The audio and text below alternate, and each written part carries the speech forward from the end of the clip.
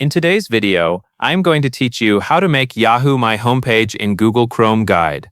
Start by opening Google Chrome on your computer. Make sure the browser is fully open so you can access the menu options at the top of the window.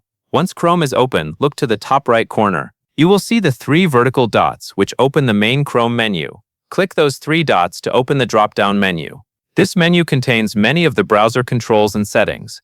From that list, select Settings. When you click Settings, Chrome will open a new tab where you can manage how the browser behaves. Now look at the left sidebar inside the Settings page. This sidebar helps you move between different groups of Chrome options. Find and click on Startup. This section controls what Chrome displays each time you open the browser, so this is where you need to be for this change. Once you are in the On Startup section, you will see a few choices. Select the option that says Open a specific page or set of pages. After selecting that option, click Add a new page.